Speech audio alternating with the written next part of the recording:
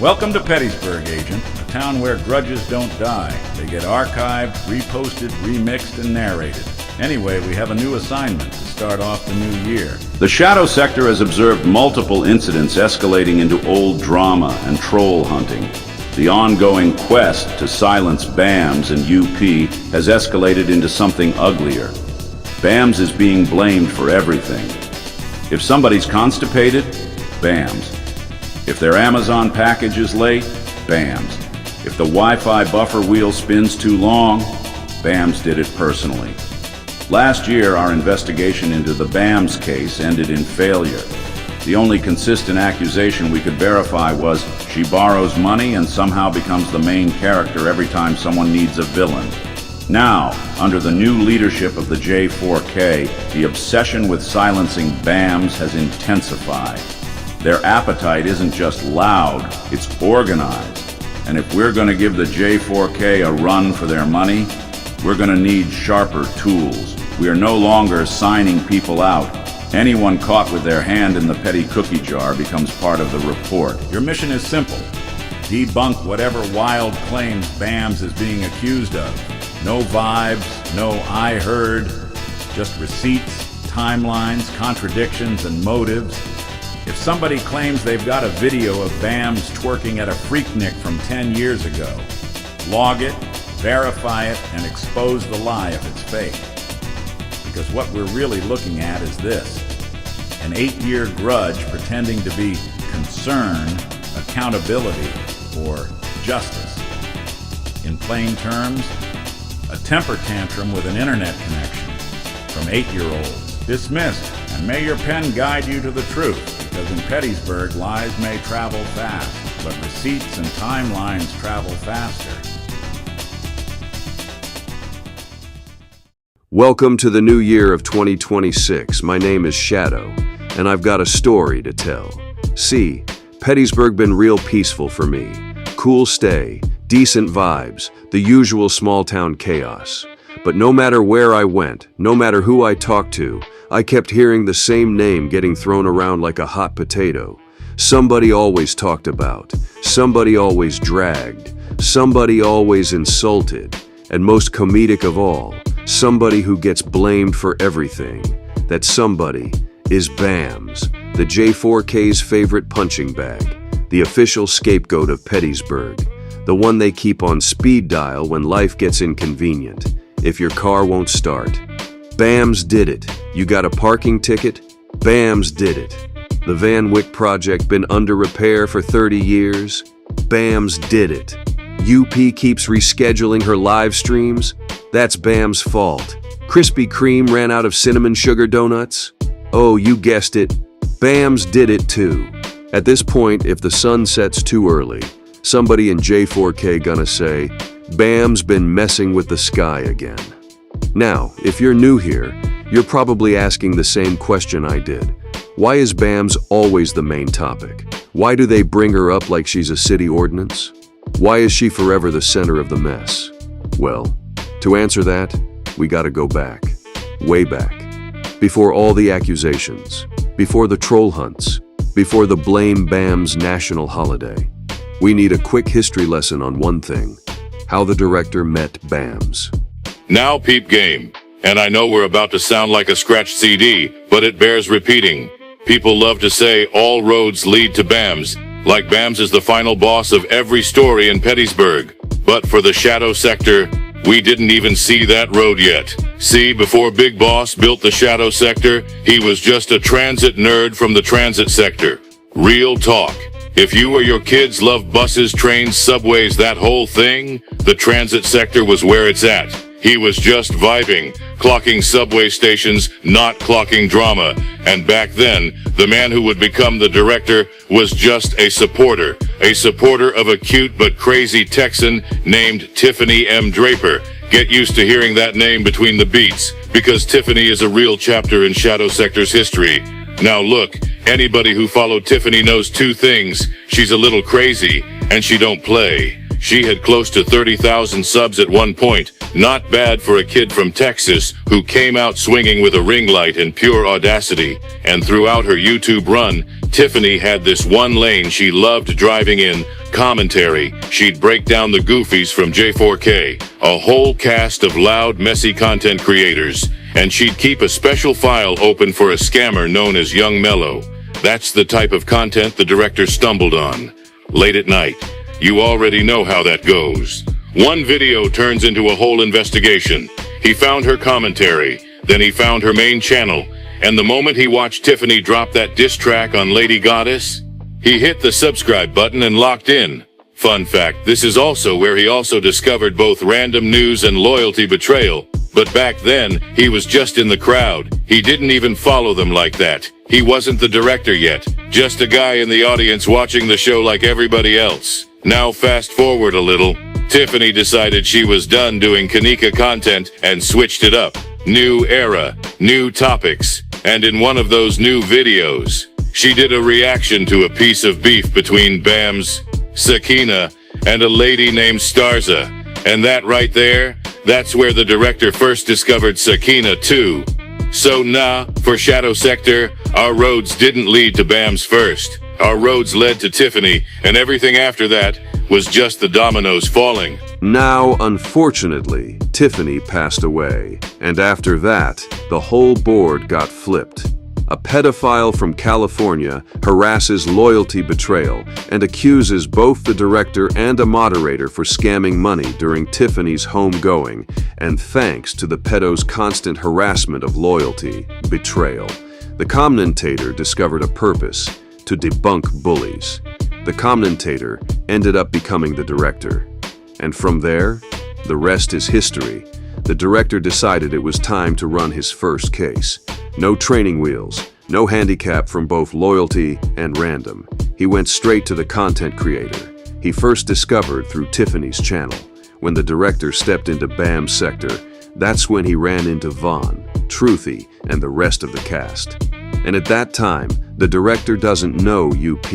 She didn't even exist in his eyes. He just assumed UP was another one of the ladies rocking with Bamz back then. Until one day, Bamz was mad at somebody. He can't even remember who Bamz was mad. He was about to do a story on that live. But instead of finding the live, he stumbled into Bamz community wall. And within the community wall lies content from unspoken purpose, and that right there, is the origin story of the Shadow Sector. Within UP's sector, UP has her own set of haters. Some guy posing as Pennywise, Hong Kong Phooey, and instant coffee no shade, and some crazy lady UP calls her vaginosis. While the director was chilling at the unspoken sector, some albums were dropped, and one of those albums the J4K and their campaign of silencing Bamz and UP for not bending the knee. We still didn't know why Bamz was targeted by the J4K. As we learned, Bamz is messy and borrows money from people. That's how the story goes. We were going to look into that during the first fallout between Bamz and Vaughn, and again when looking into Vaughn, who at that time was being attacked. And that was almost 2 years ago, by the way. But after going over Bamz haters, we found nothing. Just the usual Bamz borrowing money and being messy. Nothing wrong with being messy if it's harmless, and nothing wrong with strangers asking for money. So we left it alone and set about our business. Until again, Bamz borrowing money came up again. Let's play a game about how much money Bamz be borrowing, shall we? Can you guys guess how much? Under $50. But some made a wild claim that Bamz borrowed $1,200. $1,200? In this messed up economy? Did Bamz started an escort service or something? Who has deep pockets lending that kind of money, especially to a person who the J4K has an obsession with? A woman named Cinna. We'll get to her on the next page. Anyway, the J4K was salivating at the fact that Bamz borrowed $1,200. But after looking at the receipts and the commentary behind it, yeah, that wasn't Bamz borrowing $1,200. It was the total amount of borrowing and returning money between two parties. Now look, there's nothing wrong with borrowing money, especially if they pay back. They made it sound like Bamz borrowing money and never pays back, that I can understand.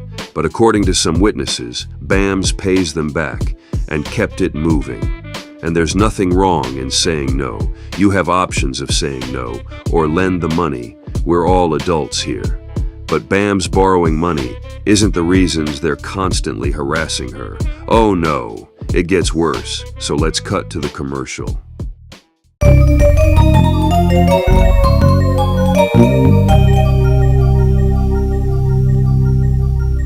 Are you a content creator who doesn't watch other creators, but somehow knows exactly when they post? Do you refresh their channel like it's a blood sugar monitor? Say, I don't watch them while your watch history screams otherwise? Claim, I don't read the chat while you're in there like a moderator? Assume every vague caption, every side-eye, every y'all be weird is about you, even though that creator hasn't thought about you since dial-up?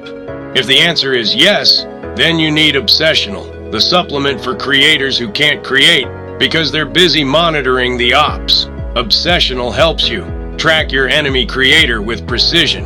Even if their channel is region blocked and you're switching locations like you're on a spy mission, convert jealousy into motivation because apparently letting it go is stressful. Maintain maximum vigilance while doing minimum self-reflection. Ask your doctor if you suffer from chronic comment lurking, chat watching fatigue, low views with high opinions, I don't care syndrome with severe daily engagement. Do not take Obsessional if you love yourself, stay in your lane, have peace, mind your business, or possess the rare skill known as logging off. These statements have not been evaluated by anyone who cares. Obsessional does not treat, cure, or prevent envy, obsession, internet beef subliminals, or imaginary storylines you wrote in your head and blamed it on someone else. If symptoms persist, seek professional help, or at minimum, a hobby. Obsessional, because minding your business is hard, and stalking takes dedication. Obsessional by KT Pharmaceuticals. Obsessional is not intended to diagnose, treat, cure, prevent, explain, justify, validate, or win internet beef. Results may vary. Creator results will vary wildly. Obsessional is a parody supplement for entertainment purposes only. No creators were harmed, emotionally or otherwise, in the making of this commercial.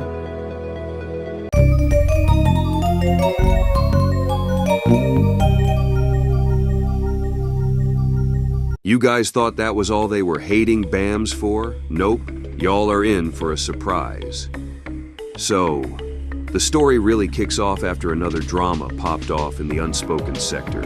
All summer, UP was minding her business, locked in on her new content, religion, and politics, but don't skip past that part. Because that incident, that's the spark. That's what made UP pull out the receipt scrapbook. And the crazy part is you'll never guess who helped push her back into investigation mode. Now that whole incident splits into two stories. We'll cover Unspoken's side later this season. For right now, let's stay on Bam's side of the board, because that's where the case gets messy. And speaking of messy, we gotta go holla at the mysterious YouTuber named Paradise. Nobody really knows who Paradise is, and even if we figure it out, we ain't telling, but here's what you need to know. If Paradise catches you being a bully, you're getting called out. And yes, that includes us if we ever turn evil, which won't happen because we suck at being the bad guy anyway. Now Paradise been calling out so many people, folks started getting paranoid. Next thing you know, they accusing everybody. It's UP, it's Bamz, it's the director. But that theory started falling apart quick. UP was busy with her new content and not even moving like that. The director, he was already doxxed by the clown and John Frank. So if he was running a secret account, he was doing a terrible job at the secret part. So that leaves one name people love to pin it on, Bamz. Except that got debunked too, and that whole entertaining troll hunting saga, we're saving that for the next story. For now, let's get into the real case. Cinna getting doxxed by Bamz. Here's what we know so far. When the fallout hit, a bunch of people who supported Vaughn and Too Strong walked out the unspoken sector. But honestly, they're not the main characters. They were just following the wave wherever it went. The issue is Cinna. Cinna, like a lot of blind followers, had a problem with Bamz. And around that time, there were multiple reports that Bamz was hitting up YouTubers asking for a few dollars. Now let's be adult about it. There's nothing wrong with asking for money. We grown. You can donate or don't. Ain't nobody putting a pew-pew to your wallet. She went from moving like a grown woman to moving like a child, and only a child moves immature, and that right there, that shift, is what opens the door to everything that comes next. Bamz gets a phone call from Cinna. Whatever was said, Bamz wasn't in the mood for it. She doesn't remember because her phone was messed up and had to buy a new one. She could have just brought an Android. And let me ask a simple question, a real one. If you've blocked somebody, if you claim you want nothing to do with them anymore, why is her number still there? Why are you calling your op at sunrise like you're checking in? Because calling somebody you swear you're done with doesn't look like done. It looks like you're still watching the door. As usual, the J4K starts making up the story as they go. They're on live streams trying to play Scooby-Doo, trying to unmask and arguing over who this troll account that's been pressing them. But the real heat in that stream wasn't even about the troll. The director was one of the topics. The moment they started connecting the dots, the director's contact with Bamz and UP, and how it ties back to Lovely's interrogation, things became interesting. Because now, the question isn't, who's trolling us? The question is, how much does the director know? How long has he known it? And what UP and Bamz has been telling him? And when people start asking that question, they're not looking for entertainment. They're looking for their microscopes. They want to know what's on the other side of the curtain and what the shadow sector knows about them. The most dangerous person isn't those who talk tough. It's someone who makes moves silently. Luckily, Bamz caught wind of Vonnie's live stream. And more importantly, Bamz didn't walk in blind. She did her homework. Let's listen to what really went down and how Bamz managed to pop the ladies on Vonnie's panel. I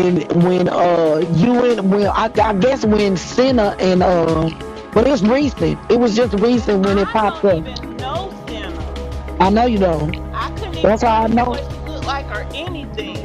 And it doxed her name. And guess who got her real name? Let me guess, Bam. But they said I'm the one who put her name out, right? Okay, check this shit out. Hi, Kristen says, love you sis. Thank you for the thumbs up. Yes, this is gonna be my second channel. It's in my government name. That's me, Cynthia Johnson, or Cynthia Melissa John.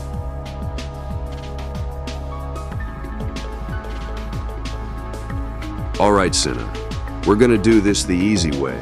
Your friend says you got doxed, but we haven't heard any defense or acknowledgement on that argument from you. And you said your first, middle, and last name like you were reading a menu. Then you let your new buddies run with Bamz doxed Cinna. And here's the interesting part that doesn't make sense. If you wanted nothing to do with Bamz, why'd you call her? And don't say, I didn't call her, because Bamz made a whole stink about it on her live. I don't blame her. I would be cussing folks out if some stranger that wanted nothing to do with me calling me at an ungodly hour, unless that person is seeking forgiveness. And you spent money looking up Bamz? You had people in your circle doxing her already. You could have asked them. They'd have delivered it with a bow on top. You paid for something your own camp was giving out for free. That tells me this wasn't about information. This was about theatrics. Real talk, it was about a storyline. And you cast Bamz as the villain because it's the easiest role to sell, and you know the insane folks of the J4K will settle for anything regarding Bamz and UP, even if their accusations turned out to be false. And you know what? We're not going to call them the crazy side of the J4K anymore. The director knows a group of crazy and obsessed people at the transit sector. They're called foamers. Your new friends over there fit the category of foamers. And as for Bamz's supporters, let me tell you something about that. Supporters aren't employees. They don't clock in for drama. People can like content without signing a blood oath. You didn't have to punish Bamz's supporters for it. They had nothing to do with whatever you and Bamz be going through behind the scenes. Now, the money story. You let people run with Bamz borrowed $1,200. Your new friends was so laser focused on Bamz that they can't even read straight. Because as we looked deeper into that screenshot, something clicked. It turned out it wasn't borrowed money. It was a transaction.